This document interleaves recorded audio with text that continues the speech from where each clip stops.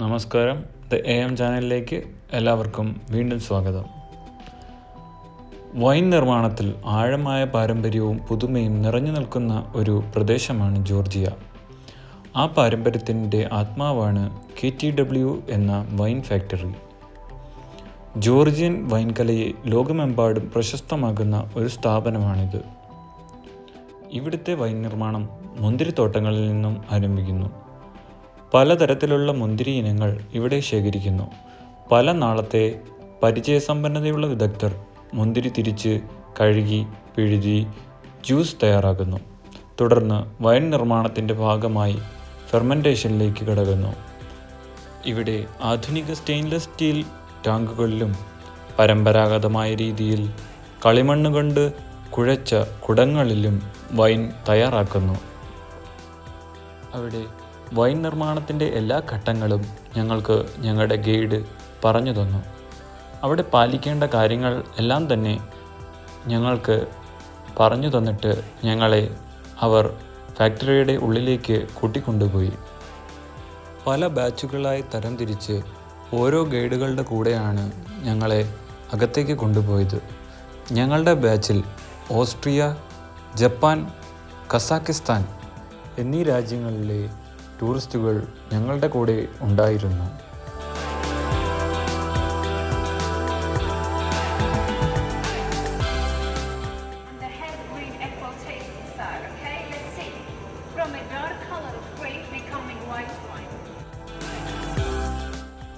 Fermentation കഴിഞ്ഞ ശേഷം wine അല്പകാലം കാത്തു സൂക്ഷിക്കപ്പെടും. ഭംഗിയായ ഒരു രൂപവും സമൃദ്ധമായ രുചിയും നേടുന്നതിന് വേണ്ടിയാണിത്. KTW ഫാക്ടറിയിൽ ക്ലാസിക് മരക്കൂടുകളിലും ക്രവികളിലുമാണ് വൈൻ സംഭരിക്കപ്പെടുന്നത്. ഈ സംഭരണകാലം ചിലപ്പോൾ മാസങ്ങളായിരിക്കും, ചിലപ്പോൾ വർഷങ്ങളായിരിക്കും. അത് വൈൻ്റെ ഓരോ തരങ്ങൾ അനുസരിച്ചാണ്. പഴകുന്തോറും വീഞ്ഞിൻ്റെ വീര്യവും കൂടും. വൈൻ മുഴുവനായി തയ്യാറായ ശേഷം അതിനെ സുന്ദരമായ ബോട്ടിലുകളിലാക്കുകയും ലേബൽ ചെയ്യുകയും വിപണിയിൽ എത്തിക്കുകയും ചെയ്യുന്നു. KTWയുടെ വൈനുകൾ ജോർജിയയിൽ മുഴുവൻ ലഭ്യമാണ്.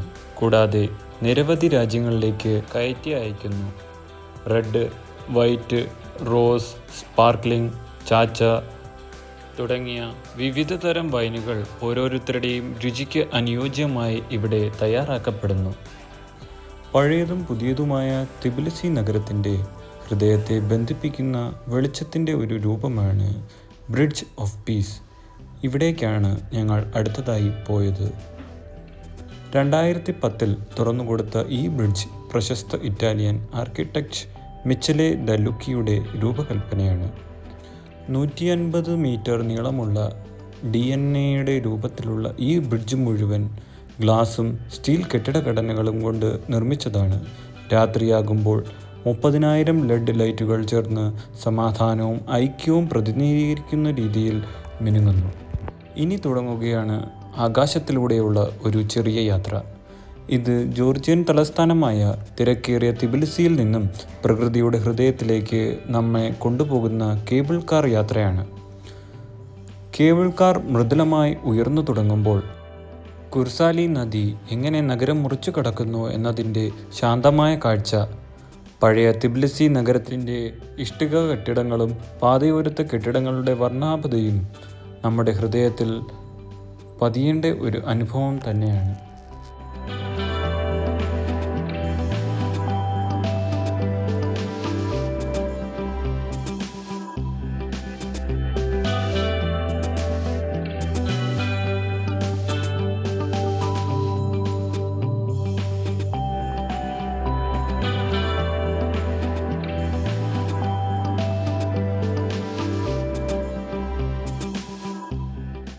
ഈ കേബിൾ കാർ യാത്രയിൽ നിന്ന് നമ്മൾ നേരെ ചെന്ന് എത്തുന്നത് നാഷണൽ ബൊട്ടാണിക്കൽ ഗാർഡൻ ഓഫ് ജോർജിയയിലേക്കാണ്.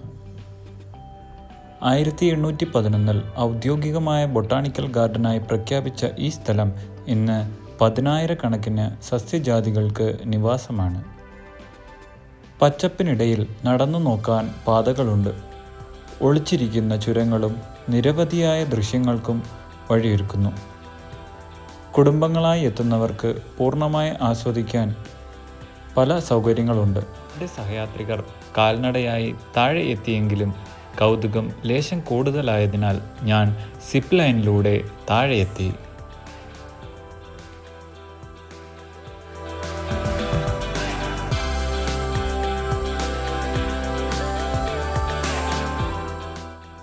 ആ ഒരു അനുഭവം പറഞ്ഞറിയിക്കുന്നതിലും അപ്പുറമായിരുന്നു.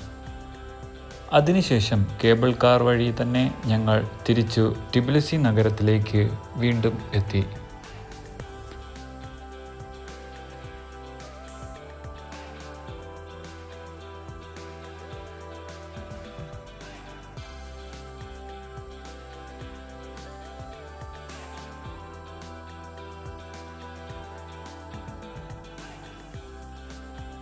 ഏറെ നേരം ടിബിലിസി നഗരത്തിൽ ചുറ്റിക്കറങ്ങി അവിടുന്ന് ഭക്ഷണവും കഴിച്ച് ഞങ്ങൾ ഒരു വെള്ളച്ചാട്ടത്തിനരികിലേക്കു യാത്രയായി.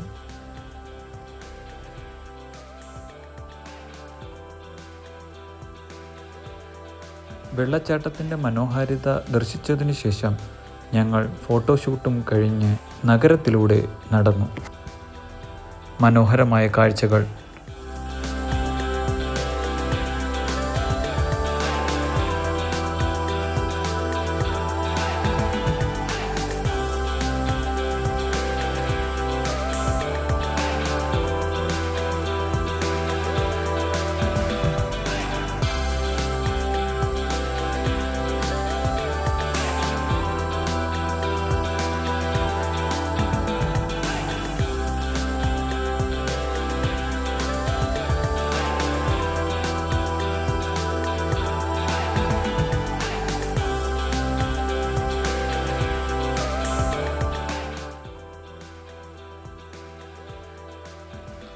ഇതുപോലെയുള്ള യാത്രകൾക്കായി ഞങ്ങളുടെ ചാനൽ സബ്സ്ക്രൈബ് ചെയ്യാൻ മറക്കല്ലേ. ഇഷ്ടമായാൽ ലൈക്ക് ചെയ്യാനും നിങ്ങളുടെ അഭിപ്രായങ്ങൾ കമൻറ്റിലൂടെ പങ്കുവെക്കുവാനും മറക്കരുത്.